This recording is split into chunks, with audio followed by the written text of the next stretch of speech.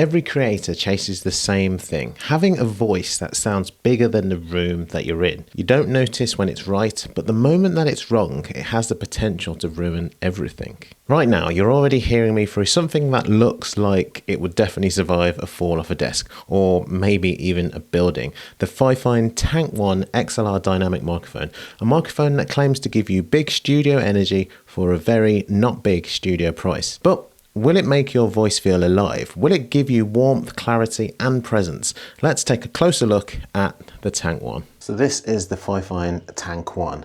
Now let's see what you get inside the box. So you get the instructions, a mount adapter, and then the Tank1 itself, which is a heavy beast, and it weighs 900 grams on the dot. As you can see from the packaging, you get that minimal, purposeful, no fluff sort of setup. You know, this clearly is a mic that is designed for creators who already know that they're building a setup.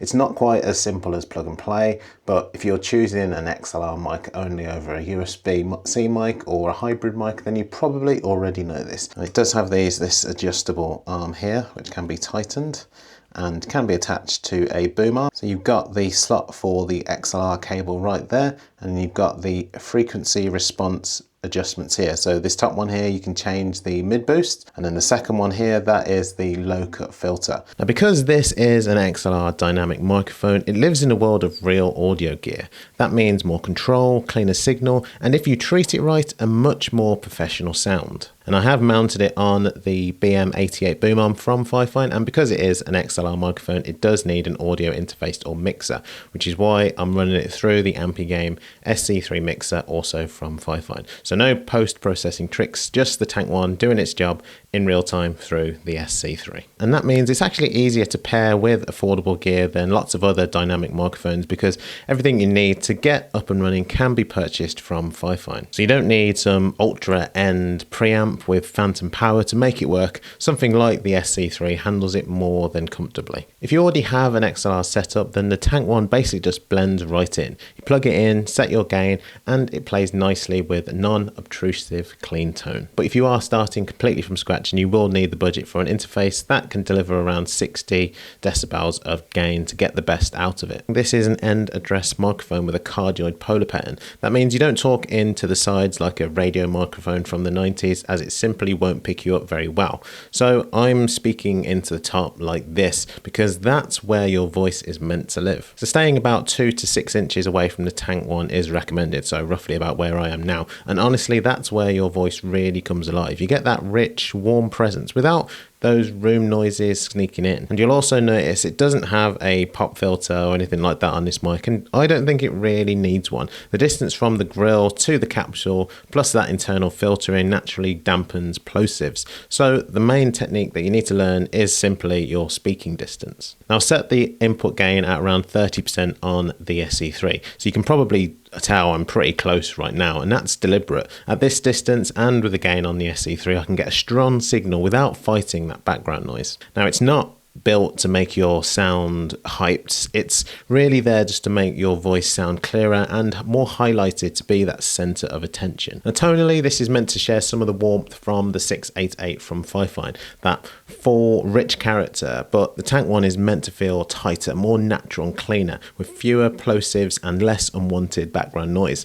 It isn't trying to flatten your voice artificially, it's just trying to capture it properly. And what's interesting is the low end, it has real weight down at that 50 hertz, but it doesn't get muddy. The bass is tight and controlled, almost punchy. It gives your voice body without clouding it. That's a big part of what makes the Tank1 feel different from a lot of other microphones, and a good option if you are looking to upgrade. In many ways, it's surprisingly close to the vibe of the more expensive premium microphones, but as I keep saying, for less than a third of the price. If you've been watching the whole time, then you've already heard the Tank1 in action. But let's hear how adjusting that low cut and mid boost affects the sound of my voice. So when it is selected on low cut, then the microphone will automatically cut off all ambient noise at low frequency range to get a clearer audio. And when it is selected on that there, the flat setting, then the audio at all frequency ranges that goes through the microphone will stay the same at the same volume. So if you want that flexibility and just sort of a bit of a noise cancellation, then you'd select that low cut filter there. So this is with the low cut turned off. So this is the Tank 1 with the low cut turned off. And this is the Tank 1 with the low cut turned on. So when it's in that one there, then the microphone is more responsive to that mid-range frequency, which allows vocals to be highlighted by default. And when it's switched to this one here, then the audio at all frequency ranges that goes through the microphone will stay the same at the same volume.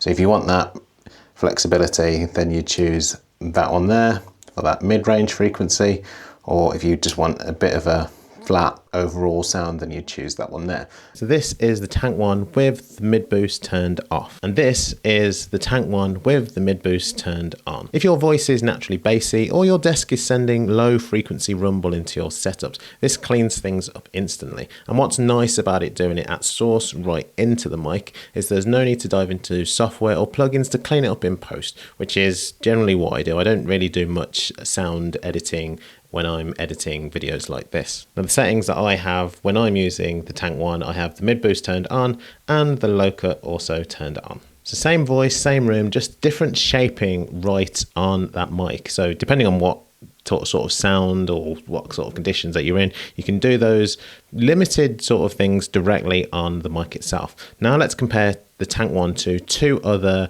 XLR microphones from Fifine. So this is what the sound sounds like coming from the Fifine Tank1 XLR microphone through the SC3 mixer.